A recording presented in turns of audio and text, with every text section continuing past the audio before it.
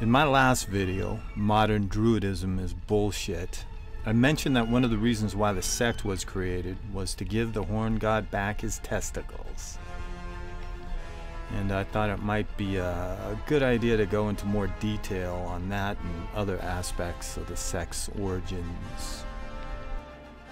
Now, when I first entered the occult world while in high school back in the 70s, the label New Age, as in pertaining to the esoteric, wasn't really a thing, or I had never heard that term. The occult, even right-hand path occultism, had a culturally unacceptable aspect to it, which I found intriguing. I don't remember any New Age bookstores. I do remember, though, occult bookstores. They were usually in dark and foreboding old buildings with ancient wood bookshelves filled with leather-bound tomes, crude candles, and jars stuffed with strange herbs and ingredients needed in arcane rituals. There was a sense of darkness to the occult which appealed to me. But even all this wasn't sinister enough. Then at the age of 18, I read the Satanic Bible. From that point on, everything changed. I learned what the left-hand path was, and I was now on it. Eventually, in 2010, I met this very special woman who had a similar outlook as mine. I guess you could say it was a dark satanic pagan. And thus, it was a match made in Hades. We married a year later, and living on a winery in Northern California, which unfortunately burnt down in 2016, we felt a need to do something. Maybe spread a little culture in our local community.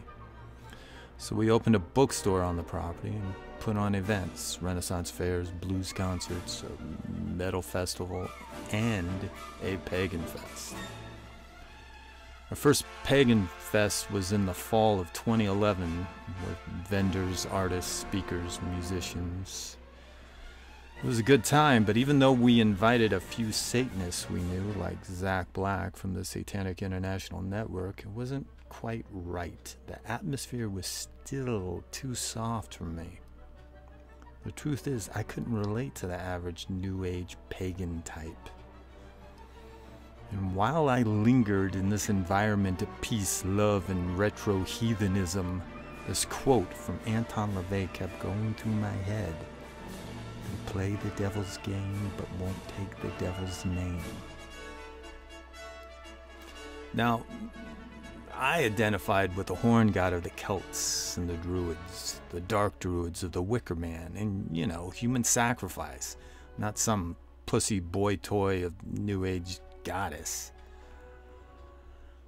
This god was dark, so dark that the church gave Satan, who in the Bible didn't have a physical appearance, the horn gods.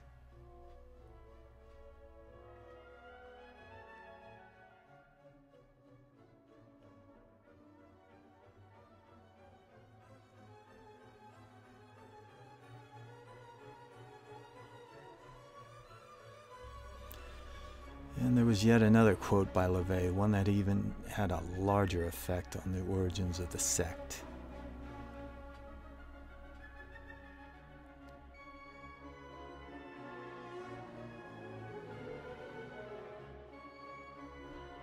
I went in depth into the archetype, the horn god archetype, researching the many faces of this deity.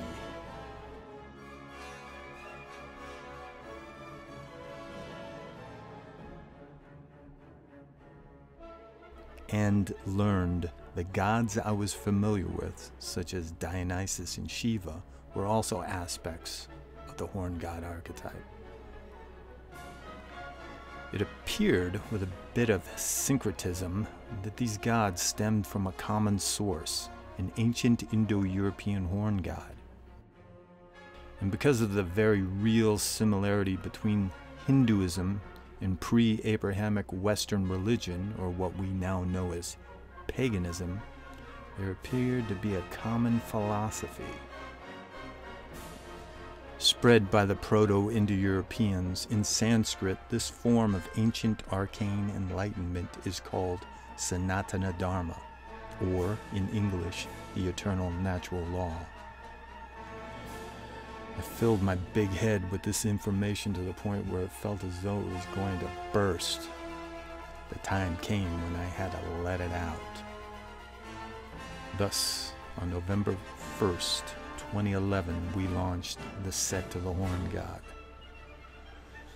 Like most new ventures, the beginnings were a little rough, but with time and a lot of hard work, mainly from our core members, we created an organization to be proud of.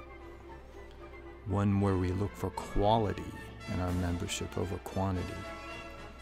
One that emphasizes study over faith, but at the same time understands that nurturing the psyche is not a fool's errand, and that you don't have to suspend your disbelief to achieve fulfillment from occult knowledge. One that does not sugarcoat the esoteric to make it more palatable. Are you interested? Welcome to the sect.